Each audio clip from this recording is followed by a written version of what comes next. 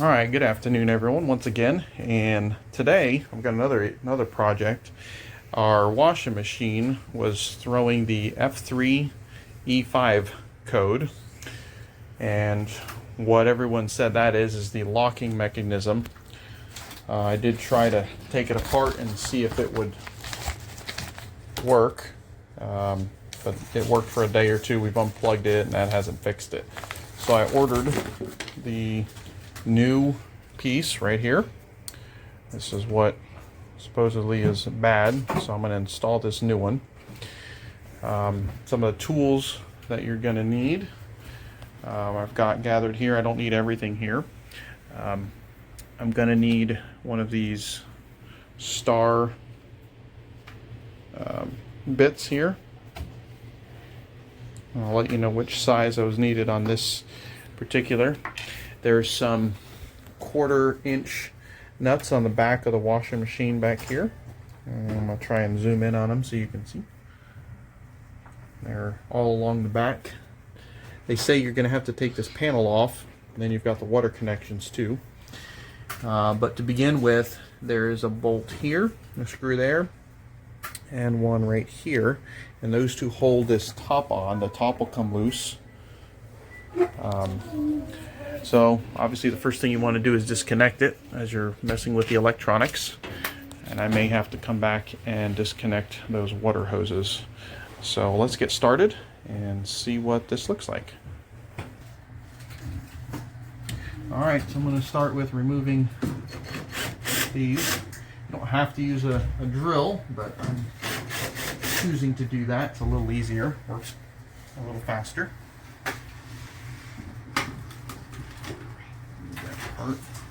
Set my screws aside. By doing that, it breaks loose the top. Okay? So the top is now loose.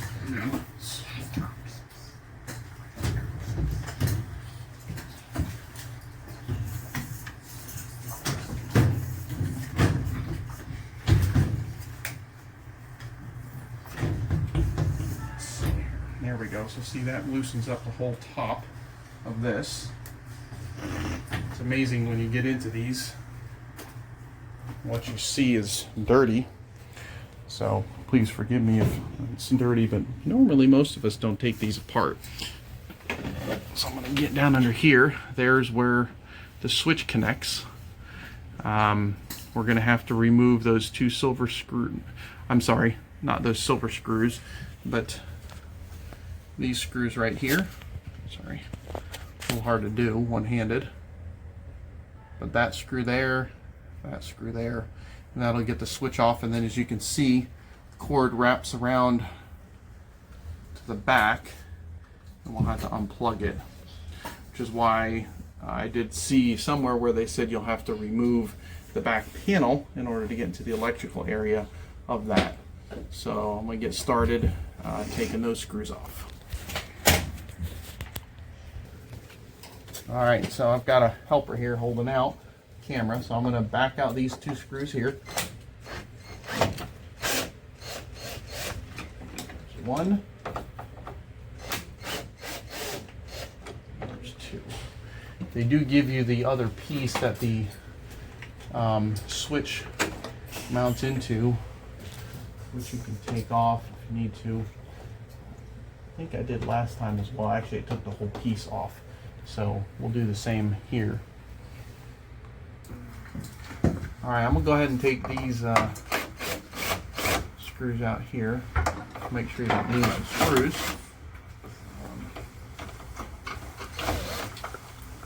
Like that. The holes in the washing machine aren't too big, so they won't be an issue. But that'll easily get that piece out. And then we're going to take this wire out all the way around and into the back so we can remove that. Okay, so we're going to go ahead. I disconnected this one here. This is just kind of like a snap bracket or pin here, so just kind of pop it off. That'll allow the wire to come loose. Snaps out. There's a plastic clip right here. Oh, it popped out. So that comes out right out of there. and then we're gonna have to go to the back so we can unplug the wire and then feed the connector back through. Okay, so now I'm gonna remove these screws that are on this panel on the back so that we can access the electrical panel back here. Like I said, I don't think that cover is gonna go over those connections, so I may have to remove those. It's probably best to do that first time anyway, so you're not having to do extra work or whatnot. But well, it does move far enough, and this does move away, then I might just be able to slip that past and find the wire. So let's see if we can locate the wire that we have to take off.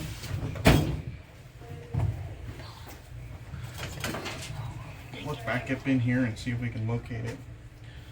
So, alright, I have located it. It is going to require a little extra maneuvering. So we're going to pause the video so I can get the right angles on everything so we can show you how to remove that. Alright, so I've kind of figured out how it comes out. Right up in here, you see this metal clip right up here. I'm trying to focus here. Not working out too well. There's a metal clip. There it is right there. And you just push it through. So there's another one on this side. So we're going to push that clip through. And if I can find it here. I think it's behind this piston yoke. It's right up in there. Hard. I know it's hard for the camera to focus back here due to lighting, I'm sure. See if this helps. Ooh. There it is.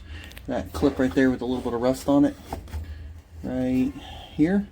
And we're going to squeeze it, and it's going to push it back, and it'll allow the top with the controls to flip back so we can access to the piece. So hang on just a minute while we do that. Alright, so I was able to get the clip out, and it looks like this panel should slide up and out. And I'll get someone to hold a thing for me so we can try that out. Hang on. Alright, so I got it, and I knew the way it hooked in. These white kind of slides in, and then these will snap in these holes. So the wire we're after is this one right here, and it plugs in. So there's a kind of a clip the way it's designed. Push back, it slides out.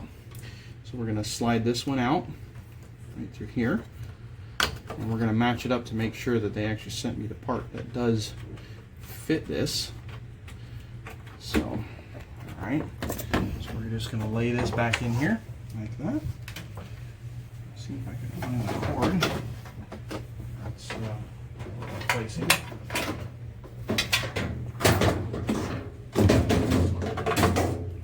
All right, so here, this is the old one. I know that this new one is a different color, partially anyways, this piece is. But as you can tell, that's the same piece, same clip. This piece can come out off of here if I want, but I'm not going to remove the screws. And as you can see, that's the same piece there. So we're going to install this. We're going to start with this end and then feed the wire back through there. So give me just a moment while I set this up. What I quickly decided to do was put a piece of tape to hold that so it doesn't flop back. I don't want to reinstall it and have to uninstall it. So we're going to lift this up here, and we're going to start with the installing of the piece. So this goes here. I need to get my 2 screws to put that in. This is going to go to the corner here.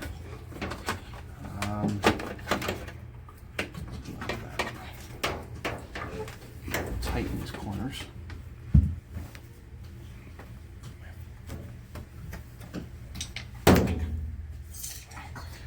Just a screwdriver here to twist this back like this. Got all my helpers here. Pinch the wires out. There's 1. There's 2. There's 3. Like I said earlier, there's this clip here. That's just going to push in It is adjustable, I believe. It's going to go right here. I'm going to feed this through first so we don't have any issues with that. I'm going to push this clip in the hole there. It's in. And then lastly, I'm going to screw this piece right into here.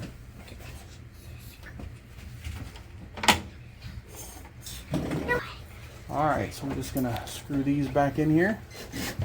We're hoping this is the fix. Ooh, that didn't sound very good. So from the research that I did on this, they were saying that the majority of the problems with this when it doesn't work is the door mechanism. Very rarely they said it was the board. So I'm praying it's not the board, because that would be a whole lot more money than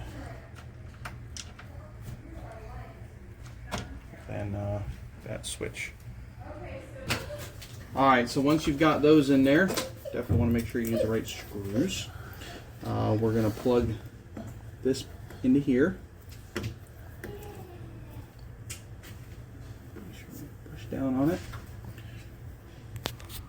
Just want to kind of zoom in so you can see here. It'll focus. There we go. You see that little black clip there right in the center? That has to snap over that to hold that in place. Basically at this point, we're going to slide this back in, pop those in there, those metal clips, slide it in, put all the screws in, and hope this works. So let's get that process going. Slide these back in there. Okay, there we go. The whole lid kind of slides back on. It slides forward, and you kind of slide it back onto place. You push it to the back. So we're gonna now get back here. We're gonna reattach this. Gonna reattach this plate here, and then the two screws that go there that actually hold the top in place so it doesn't move.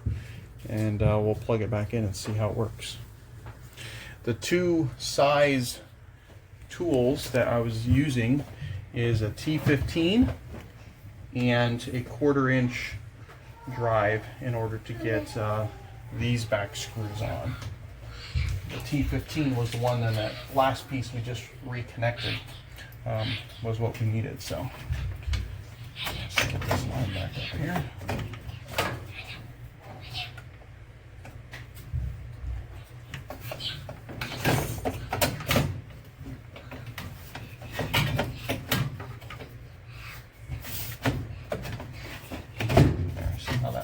Forward, I'll allow this to drop back in place.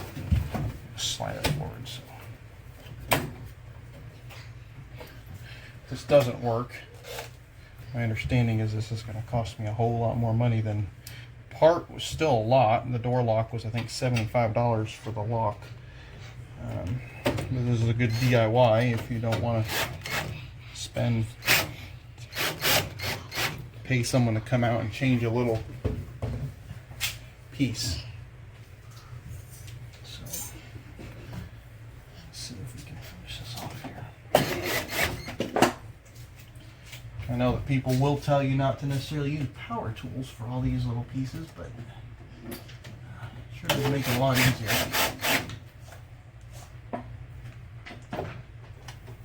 Manually have to crank everything.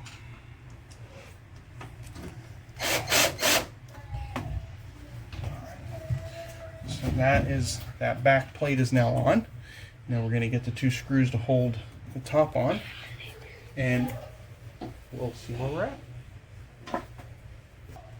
Alright, so I found my screws, had them tucked away. So we'll get this in here. You got to line it up. It does take a little to just kind of make sure it's positioned back in the right spot. Probably don't want to have your tools set to too high of a rating just in case you're putting it in there. I'll adjust this down a little bit. There we go. Alright, so with that, I know everything is done. The lid still opens, the lid's locked in place, and we're going to power it up Put a load of laundry in here and see what happens. All right, so we've loaded up some laundry, plugged it back in. Just another tip too, I know they got these hoses that go to drain, and we had an issue where I think the washing machine got a little violent, pulled that hose out, and then we had water everywhere. So I went ahead and zip tied that, so hopefully that won't happen again. So let's see what happens in a startup. You know, I might get a laugh out of this, or we may see I'm successful at it. So we're gonna get this set right. I got some bulky sheets in there. We're gonna run it. Typically what it's done at this point is it wouldn't work. So we're gonna see what happens. Get the glare out of there. So far so good, and sometimes it would work after you unplugged it for a while, and then it would not work on the second go around. Alright, so there we have a successful lid lock, as you can see. So we're going to let the machine go through its cycle, and we'll come back a little later and see how we do in this video, if it works well or not after this cycle is done. And just so you all are aware, this is a Whirlpool Cabrio. I'm going to glare the light there. There we go. And that was the switch that we had to replace. And so we're going to get you the part number here so we can check it out. So here's the part that I got. I got it off of Amazon. I didn't buy it off eBay simply because shipping dates were going to be a little longer, and we'd already been without it for a couple days. So this is the part, what it covered. I did double check and triple check. What I did notice on here on the parts is that it did have a part number on it, which did match the ones listed here. So you can definitely double check the part numbers to make sure you're getting the right parts. So we'll follow back up here in a minute, in about, well, looks like an hour and 9 minutes, maybe a little less, and we'll see if it work or not. Alright, so we've tested it and we're back at end. So we're gonna run another load through here, finish this one, pull it out, and then see if it's gonna work or if it's gonna throw the code again. So we'll find out. If not, it'll be a disappointment, and we'll know that there must be something else wrong. So I'm gonna go ahead and quickly unload this and reload it and get some soap in there and try it again. Alright, so we've got a load in there. We'll do another bulky load, and we've got our settings where we want them. We're going to see what happens here. I've gone ahead and hit everything. Well, I heard lock. I'm going to see what it does. I believe it worked, but we'll let it spin and do what it's going to do here in just a second, and find out if our switch was the fix. And there we go, it started up. The lid's locked and it's starting. So it looks like that was a good, successful repair. So just again, thank you for watching. In this case, again, the Whirlpool, it was throwing the I think it's F3E5 code. Turned out to need to be the switch being replaced. So it's about an $80 fix. Whether eBay, Amazon, other parts places. Nobody local had it, so I had to wait for it to get shipped. But so I hope this is helpful to someone. You can see some of the things I may have done right and done wrong, and hopefully it'll be a help to you. So thanks for watching.